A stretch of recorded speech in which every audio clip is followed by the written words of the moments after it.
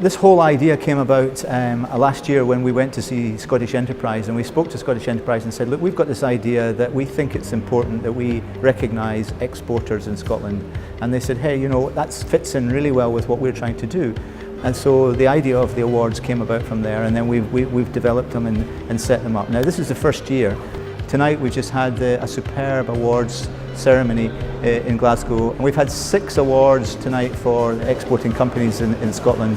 You know, we've had quite a lot of interest from companies all over Scotland from a variety of sectors. BQ is, we've been concentrating on looking at entrepreneurs across the spectrum in Scotland, but exporting is really the crux of what makes the success of the country. And so the awards are really recognition of companies who are actually making that leap from being, you know, good British companies, Scottish companies, to actually going into the export market, and that is really fundamentally important for the success of the economy in the UK and in Scotland.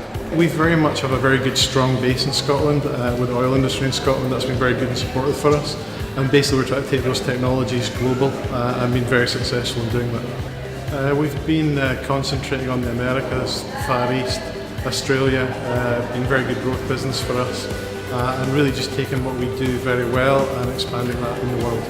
I think Fedra is important to the world because we provide a solution to zero waste in food service. Because you can't recycle food with plastic in it, you can't recycle plastic with food in it. That's the same worldwide, it's not just in the UK. Yes, the UK might be ahead in terms of food waste recycling in front of the rest of the world, but we can help drive that in other countries and really push for zero waste and a lot more food waste recycling globally. We are very positive about our expansion because we've got fantastic agents who really appreciate the work and the craftsmanship.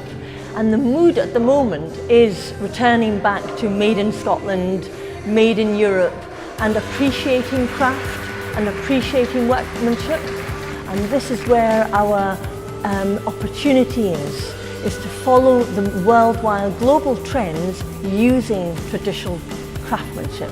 The US is one of our main targets, but we're also working in Canada and Australia and New Zealand because we've got the site in English at the minute. But it's an obvious move to take it into, for example, Spanish and address Latin America as well. There's a lot of people there that need to learn maths and languages, and it's really the next big move for us. The fact that we're delivering something online means that we can evolve really quickly, and that has been great for us because we can get feedback from teachers in the morning, and by the afternoon we've made a release on the website, and that is something that, you know, in the traditional market you can't do as well. So it's an exciting business to be part of too because it's constantly changing. Export's a key market for us. To build the business as fast as we hope to, we've got to look at all markets from day one. So not only are we putting resources into building the UK market, we're also putting a lot of resources into the international market. And what we have to remember is that the UK only has 60 odd million people.